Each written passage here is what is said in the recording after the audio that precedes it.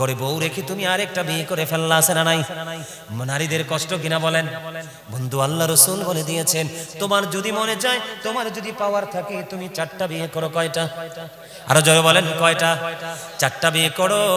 ও বন্ধু, সব কিছু তোমার সমান করে 4 জনকে দিতে হবে, এবং তোমার দেহের ভাগটাও তুমি সমান করে 4 জন বিবিকে দিতে হবে। ও বন্ধু, আল্লাহ রাসূল বলে দিয়েছেন, যেই বিবি, যেই স্বামী তার বউ 2টাকে বিয়ে করলো অথবা 3টাকে বিয়ে করলো বন্ধু, কিন্তু বিয়ে করার পরে একটাকে বেশি ভালোবাসে, একটাকে বেশি দেয়, আরেকটাকে দেয় না, ওই স্বামীটাকে কাল হাসরের ময়দানে কুজু করে দাঁড় করানো হবে। জোরে জোরে কন্যা নাউজুবিল্লাহ। স্বামীরও কিন্তু পানিশমেন্ট আছে। আপনার রায় ফেলে যেমন বিবির জান্নাত সুনিশ্চিত, আর আপনার বিরুদ্ধে যদি আপনার বিবি অভিযোগ করে দেয়, তাহলে আপনি অটো হয়ে যাবেন, ইউ আর আন্ডার অ্যারেস্ট। ঠিক কিনা বলে? অটো হাত করা লেগে যাবে। হাত করাটা আরো ভয়ঙ্কর আছে বন্ধু। বর্তমানে অনেক দেখেছি, আমার কাছে নালিশ এসেছে, অনেক স্বামী আছে বন্ধু, অনেক স্বামী আছে বিবিকে বিয়ের পরে তার মোহরানা দেয় না। আমার কথা কয় না? আছে না নাই? মোহরানা দেয় না, আছে না নাই? আমার কথা কন না কিনলে। কিন্তু আপনিও মোহরানা দেন নাই, বিবিও আপনাকে মাফ করে নাই। আমার নবীজি জানিয়ে দিয়েছে, স্ত্রীর হক আদায় করতে হবে। কেমন করে জানো?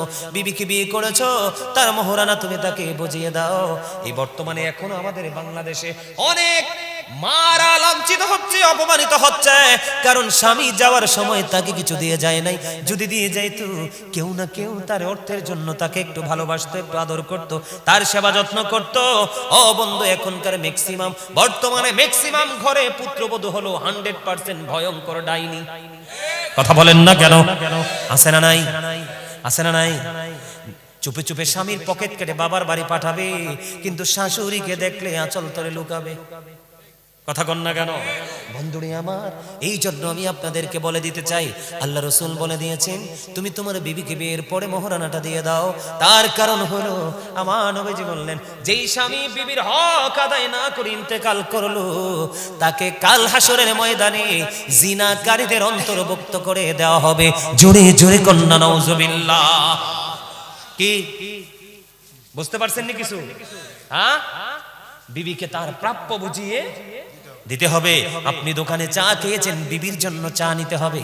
আপনার পরনের জন্য পাঞ্জাবি কিনেছেন, বিবির জন্য তার পছন্দ মতো কিছু কিনতে হবে। ও বন্ধু, আপনি দোকানে মিষ্টি খেয়েছেন, বিবির জন্য মিষ্টির ব্যবস্থা করতে হবে। আপনি বাইরে খেয়ে পেট ভরে চলে আসলেন, কিন্তু বিবিটা আপনার জন্য অপেক্ষা করতে থাকলো। ওই বিবির জন্য আপনি বরাদ্দ দিবেন কি? কথা বলেন, আমার কথা কি বুঝতেছেন? আরো জোরে বলেন। তাহলে স্বামীর যেমন কর্তব্য আছে, স্ত্রীরও তেমন কর্তব্য আছে। তবে স্বামী স্ত্রী 2 জন যদি আপনাদেরকে ঠিক থাকতে হয়, তাহলে আপনাকে আমাকে একটা কাজ করতে হবে, মেয়েটাকে বিয়ে দিতে হবে। বন্ধু, বড়লোক টাকাওয়ালা পড়ে আপনাকে সর্বপ্রথম খেয়াল করতে হবে ছেলেটা আল্লাহওয়ালা কিনা। কি ছেলেটা আল্লাহওয়ালা কিনা? আর ছেলের ক্ষেত্রে আপনাকে খেয়াল করতে হবে মেয়েটা সুন্দরী রূপসী, এটা তো ভাববেন, কিন্তু তার আগে আপনাকে খেয়াল করতে হবে ওই মেয়েটা আল্লাহওয়ালা কিনা। মেয়েটা ধনীও না, মেয়েটা বড় লোকের বেটিও না, বংশমর্যাদাও ভালো না, দেখতে অপূর্ব সুন্দর দেখা যায় না। আপনার আমার প্রাণের রাসূল তিনি জানিয়ে দিয়েছেন, কিন্তু গরিব, কালো, কিন্তু আল্লাহওয়ালা, বুজুর্গ, ফরেজগার, ওই রকম মেয়ে যদি তুমি পাও, এটা যদি কান কাটা বাদী দাসী হয়, তুমি তাকেই বউ করে গড়ে তোলো। কারণ এটার ঘর থেকে তোমার ঘর আলোকিত করে আসবে নূরানী সন্তান। সুবহানাল্লাহ বলেন না? আরো জোরে। বুঝতে পারছেন? আরো জোরে কর। পারছেন তো? তাহলে দুজনই সচেতন হতে হবে, এবং সচেতনতাটা শুরু থেকে অবলম্বন করতে হবে। মাঝামাঝি এসে, শেষে এসে সচেতনতা অবলম্বন করে কোনো ফায়দা নাই। আছে? আরো জোরে বলেন। নারীর যেমন পর্দা ফরজ, পুরুষেরও পর্দা ফরজ।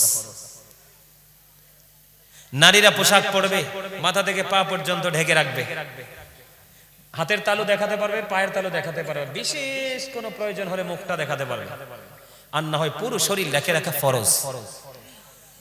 আর পুরুষের পর্দা হলো যেই কোনো পোশাকে পরেন আপনি, উপর দিয়ে থাকবে নাভি বরাবর। কি বরাবর? উপর দিয়ে থাকবে নাভি বরাবর, আর নিচে দিয়ে থাকবে টাকনুর উপর, হাঁটুর নিচে টাকনুর উপরে। বুঝতে পারছেন?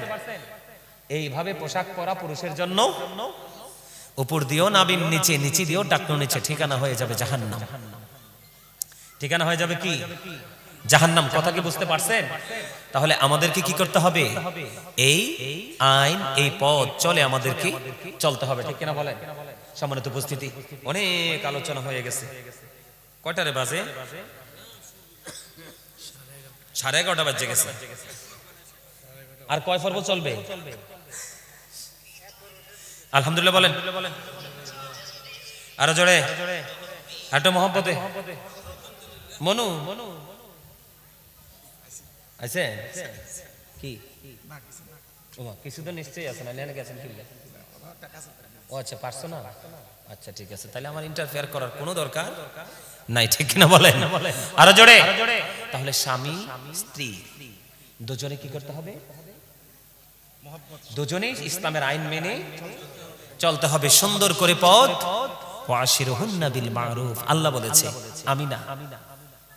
এই স্বামী স্ত্রীর মধ্যে যদি গন্ডগোল তৈরি হয়, তাহলে সবটা সেক্টর গন্ডগোলে পরিণত হবে। বুঝেন নাই? কারণ মেয়েটাও দেখছে সারা জীবন আব্বার আর মার ঝগড়া, ছেলেটাও দেখছে সারা জীবন বাবার আর মার ঝগড়া। এটা বউ না, এটা বউর লোকে ঝগড়া করবো, আর মেয়েটা যেখানে যাবে সেখানে স্বামীর সাথে ঝগড়া করবে। আছে না নাই? এজন্য আপনাকে আমাকে কি হতে হবে? সাবধান, সচেতন হতে হবে। হবে কি হবে না? আমাদেরকে সেই আইন মেনে চলতে হবে। হবে তো? আমরা সেটা মানতে রাজি তো? আরো জোরে বলেন। এই মাহফিলটাতে হচ্ছে, আপনারা সবাই খুশি না? শোনেন, খুশি? আমরা বক্তার আছি বেকায়দা। আমরা বক্তার আছি কি? বেকায়দা। সব সময় চেষ্টা করি সব চাহিদা মানুষের পূরণ করার জন্য আলোচনার ক্ষেত্রে। ওই যে উনি বললেন একটা পর্ব গেছে, এই মাত্র একটা পর্ব গেছে, আর 4টা পর্ব চলবে। এই কারণে আমার একটা দুঃখ মনে হয়েছে। কমো কইলে তেমনি দুঃখটা বেশি পুরনো না, গত রাত্রে। এই তোমরা সবাই এটা ভালো করে রেকর্ড করো। আমি এখন যে দুঃখটা শেয়ার করবো, এটা গোটা জাতির কাছে জানাই দিবা। আগামীকালকে তোমাদের কাজ হলো এটা সবাইকে জানিয়ে দেওয়া। আমি মোবাইলটা বের করি, আপনারা শোনেন একটু। আমরাও তো মানুষ, মানুষ না? আমরাও মানুষ।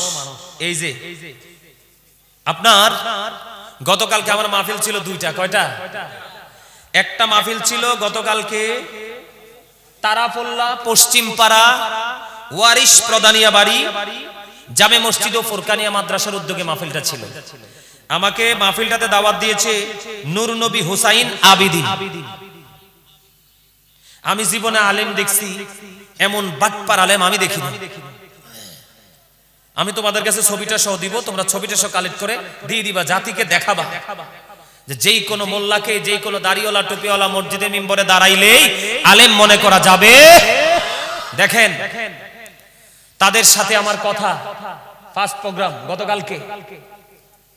এই নূর নবী হুসাইন আবিদিন, আবারও বলছি ঠিকানা হলো তারাপোল্লা পশ্চিম পাড়া ওয়ারিশ প্রদানিয়া বাড়ি জামে মসজিদ ও ফুরকানিয়া মাদ্রাসার উদ্যোগে গতকালকের মাহফিল। তাদের সাথে কথা হলো, আমি বাদ এশা মানে এশার নামাজ পড়ে মাইক ধরবো, ঠিক জাস্ট 9টায় আমি মাইক ছেড়ে দিব। বাদ এশা মাইক ধরবো, ঠিক জাস্ট 9টায় আমি মাইক ছেড়ে দিব। কিন্তু আমি জানতাম না রাস্তা যত খারাপ। আর মাহফিল কমিটি, ম্যাক্সিমাম মাহফিল কমিটি মিথ্যা কথা বলে, সঠিক তথ্য কখনোই দেয় না। বলে হুজুর এখানে আসেন, কিন্তু যাইতে হয় 15 থেকে 20 কিলোমিটার ভিতরে। এই কারণে আমাদের একটু বেকায়দায় পড়তে হয়, কিন্তু আমাদের এই সত্যটা বললেই কিন্তু হয়ে যায়। আমি এই ছেলেটার সাথে নূর নবী হুসাইন আবিদিন, তার সাথে আমি গতকালকে দুপুরেও কথা বলেছি। সে বলছে হুজুর আসেন গোলবাহারের পরে একটু ভাঙ্গা। সে যদি বলতো হুজুর রাস্তাটা খুব খারাপ, আপনি চলে আসেন তাড়াতাড়ি, তাও আসর নামাজ পরে একটু পরে বের হয়ে গেছে। 3 ঘন্টা লাগছে যাওয়ায়, 3 ঘন্টা আসায়, 1.5 ঘন্টা আলোচনা। খেয়াল করেন কয় ঘন্টা সময় আমি দিয়েছি তাদের জন্য। আমি ঠিক 7:48 মাইক ধরছি। রাস্তা খারাপের কারণে গাড়িটা আগাইতে পারে নাই। 7:48 মাইক ধরেছি। ঠিক 9:20 পরে আমি মাইক ছাড়ছি। এখানে আমার সামনে কিন্তু এই মিডিয়ার লোকগুলো আছে, ওরাও কিন্তু গতকালকে ছিল, ওদের ক্যামেরাতে কিন্তু রেকর্ড আছে। মানুষ কত অসভ্য হতে পারে, কত ক্যারেক্টারলেস হতে পারে, কত লোভী হতে পারে। আর তাদের মাহফিলটা আমার কাছে মনে হয় একটা ব্যবসা প্রতিষ্ঠান ছিল, এটা ব্যবসার কেন্দ্র ছিল। কেন জানেন? কথা হলো এসার পরে মাইক ধরবো, 9টায় মাইক ছাড়বো। আমি মাইক ধরলাম 7:48 মাইক ছাড়লাম 9:20 পরে। ঠিক 9:20 বাজার পরে সে এসে আমাকে বলে, হুজুর একটু কালেকশন করে দেন। অসভ্যতার তো একটা সীমা আছে, ঠিক কিনা বলেন? আমি ওদেরকে বারবার বলছি আমার আরেকটা প্রোগ্রাম আছে, এটা যেমন সুন্নিয়তের কাজ, ওটাও সুন্নিয়তের কাজ। আমার সারা বাংলাদেশের মানুষ জানে আমি কিন্তু 2টা প্রোগ্রাম করি না। বিশেষ বেকায়দায় পড়লে আমি 2টা প্রোগ্রাম করি, কারণ আমি একটা প্রোগ্রাম রাখলে আমি শান্তি পাই। কারণ শান্তি হলো আমার মন ইচ্ছা মতো আমি বিভিন্ন বিষয়ের উপর আলোচনা করতে পারি, কারণ এটা গুরুত্বপূর্ণ জায়গা। চাইলেও কিন্তু আগামী দিনে আবার এটা সাজানো সম্ভব। ঠিক ডক্টর হাসান আল আজহারি সাহেব তিনি গেটের সামনে আসলো, তখন আমি বলছি যে আমি ভাবছি উনি প্যান্ডেলে ঢুকবে, কিন্তু উনি প্যান্ডেলে না ঢুকে উনি রুমের দিকে চলে যাচ্ছে। তখন ওই যে ছেলেটা নুরুন নবী হুসাইন আবিদিন, সেই ছেলেটাকে বললাম যে ভাই আমার ওই মাহফিলটা 10টায় ধরার কথা, এখানেই বাজে 9:20, আমি কি করব? আমি বললাম যে ভাই তুমি একটু আজহারি সাহেব যেহেতু চলে আসছে, তুমি প্রোগ্রামটা একটু জিকির করো, আমি চলে যাই, কারণ আমি ওই মাহফিলেও প্রধান অতিথি। আমি মাহফিলটা শেষ করলাম, শেষ করার পরে এখনো পর্যন্ত 1 টাকা হাদিয়া আমাকে মাহফিলে দেয় নাই। নাউজুবিল্লাহ বললেন না? যাইতে লাগছে কয় ঘন্টা, আইতে লাগছে কয় ঘন্টা, মাহফিল করছি কয় ঘন্টা, তাহলে কয় ঘন্টা দিলাম? 7.5 ঘন্টা। এই অসভ্য আজকে আপনার বিকেলে যেই কোন এক মিডিয়ার মাধ্যমে খবর পাঠাইছে যে আমি যদি এই মানে মিডিয়ার সামনে সত্যটাকে প্রকাশ করি, সে নাকি তার নাকি অনেক বড় বড় লোক আছে, সে নাকি আমার বিরুদ্ধে রিঅ্যাকশনে যাবে। নাউজুবিল্লাহ বললেন না? আরে বেরা আমরা হইলাম ইন্টারন্যাশনাল পাখি, গোটা পৃথিবীর মানুষ আমাদের জবান থেকে কথা শোনার জন্য ওদের আগ্রহে বসে থাকে। আপনারা কি অসংখ্য মানুষ বসে আছেন না? এত লম্বা সবাই আলোচনা করেছে, আপনাদের মধ্যে কোনো ক্লান্তি তো আমি দেখতে পাচ্ছি না। আমি যাবো কি করে আপনাদেরকে ছেড়ে? আলহামদুলিল্লাহ বলেন। অত্যন্ত দুঃখ ভরা হৃদয় নিয়ে কথাগুলো বলছি। সে বলতেছে অনলাইনে বললে নাকি কি করবে, তার অনেক বড় বড় লোক আছে, রিঅ্যাকশনে যাবে। আমি বলছি তোমার দূর কতটুকু, তোমার কত বড় লোক আছে, আমার সাথে বসো। দোষ কি আমার নাকি তোমাদের? আমার বিরুদ্ধে রিঅ্যাকশনে যাবে। এখনো পর্যন্ত 1 টাকা হাদিয়া দেয় নাই। আমি গাড়ি ভাড়া করতে কি দিব? লোকগুলো আছে তাদের পিছনে তো 10 টাকা খরচ, এগুলো করতে কি দিব? কথা বলেন।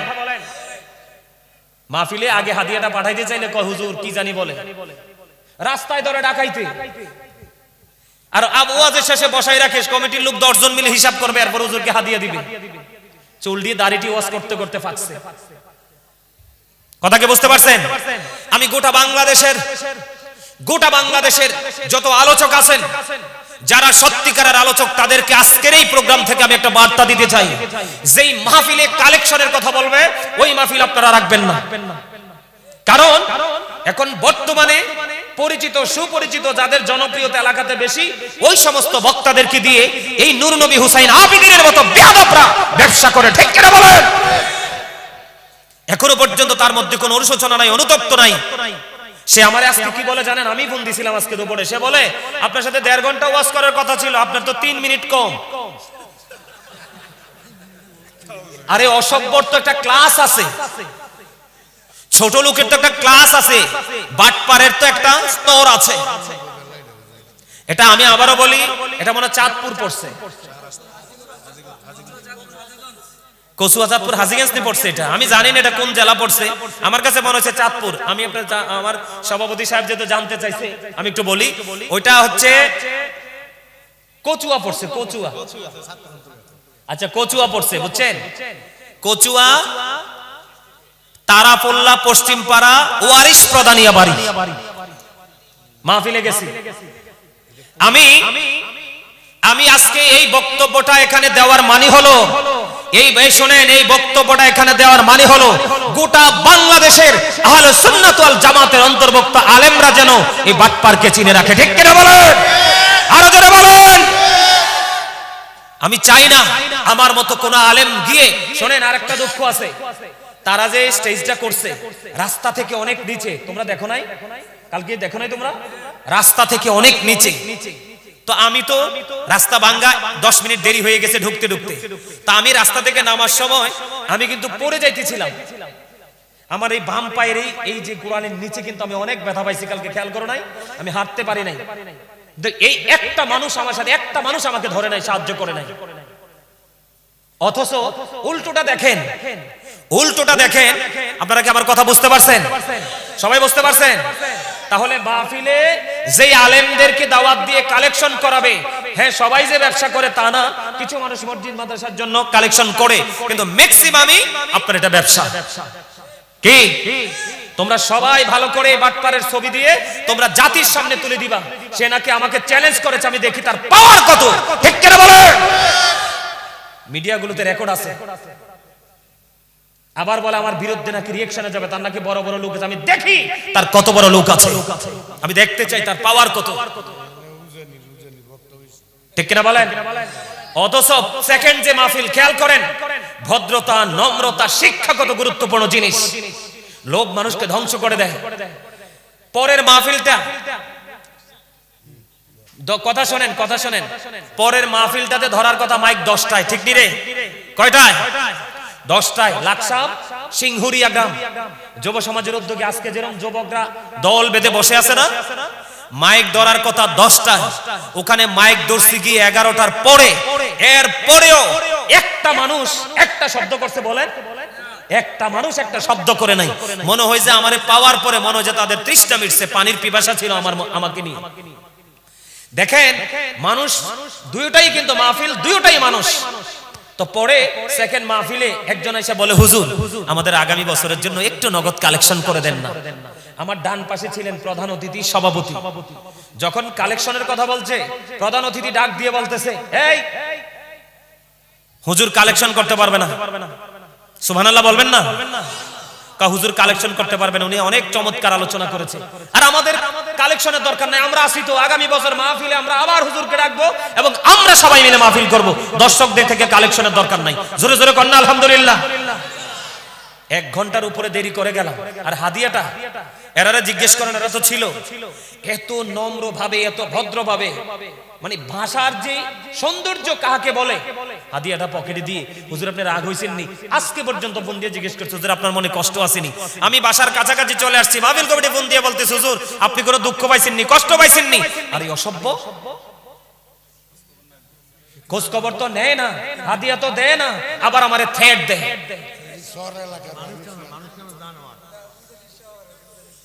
ওই আরেকজনে কইতেছে উজানি শহরে। নাউজুবিল্লাহ বলেন, আরো জোরে বলেন। আবার আমি বলি আপনাদেরকে, সবাই মুখস্থ রাখবেন, এটা সবাইকে জানাই দিবেন, গোটা বাংলাদেশের আলোচকরা যেন সাবধান হতে পারে। এখানে আমার কি কোনো দোষ আছে? কথা বলেন। বেয়াদব আজকে আমাকে ফোন দিয়ে বলে 3 মিনিট নাকি বাকি ছিল 1.5 ঘন্টা থেকে। আমি তোমাদেরকে ছবিটা দিব, তা আমার ভিডিওতে আছে, ছবিটা দিব, তোমরা শুধু জাতিকে দেখাবা তার চেহারাটা কত সুন্দর, কিন্তু ভিতরটা কত কালো। আচ্ছা আমার একটা মাহফিলের হাদিয়া না দিলে কি হইতো? আমার কি কিছু হবে? বলেন কিছু হবে? বলতে পারতাছে, হুজুর আমরা গরিব মানুষ। কি বলে? হুজুর আমরা গরিব মানুষ, অনেক অভাবে আমাদের দিন কাটতেছে, রাত কাটতেছে। দুঃখজনক কথা কি শেষ হয়? এই দুঃখের কি শেষ আছে? আমার সাথে যে লোকগুলা গেছে, একটা লোককে আমি 1 গ্লাস পানিও খাওয়াই না, এত অসভ্য। আমি না হয় দোষ করছি, মানলাম 1 সেকেন্ডের জন্য আমি দোষে করছি। কথা বলেন, আমার কথা বলেন। আমার সাথে যারা গেছে তারা কি একটু পানি খাওয়ার যোগ্যতা রাখে না? কথা বলেন না, রাখে কি রাখে না? তোমরা আমাকে বলতে পারতা যে হুজুর আমরা তো গরিব, আমাদেরও তো টাকা পয়সা নাই, আমরা আপনারা মহাব্বত করি, মহাব্বত করে দাওয়াত দিছি, এই জন্য আমরা হুজুর সরি আমরা হাদিয়া দিতে পারবো না। একটা হাসি দিয়ে আমারে বিদায় দিতা। একটা লোক আমার পিছনে পর্যন্ত আসে নাই, জানেন? আবার বলে কি আমি নাকি আজকে আবার বলতেছে ফোন দেওয়ার পরে, আপনি তো দাঁড়ান নাই। আমি কি এই বেটা, আমি কি রাখাল? তোর মেষ চড়িয়েছি যে আমি তোর জন্য হাদিয়ার জন্য তোর পিছন পিছন তোর বাড়ি যাব? আমাকে কি রাখাল মনে হয় যে সারাদিন আমি তোমার গবাদি পশু চড়িয়েছি, বিকেল বেলা তুমি আমার পারিশ্রমিক দিবা, আমি তোমার পাশে পাশে দৌড়াবো? নাউজুবিল্লাহ বলবেন না আরেকবার? আপনাদেরকে বলে দেই, আলেমদেরকে যথাযথ সম্মান দিতে পারলে তাদেরকে দাওয়াত দিবেন। আর দাওয়াত দিয়ে আনছেন তো কিচ্ছু দিতে পারবেন না। সত্যিকারের আলেম যারা একটা ওয়ার্ড অভিযোগ করবে না, রাগও করবে না, আপনার এখান থেকে হাসি মুখে বিদায় নিবে, যদি আপনি হাসি খুশি ভাবে বিদায় দিতে পারেন। ঠিক কিনা বলেন?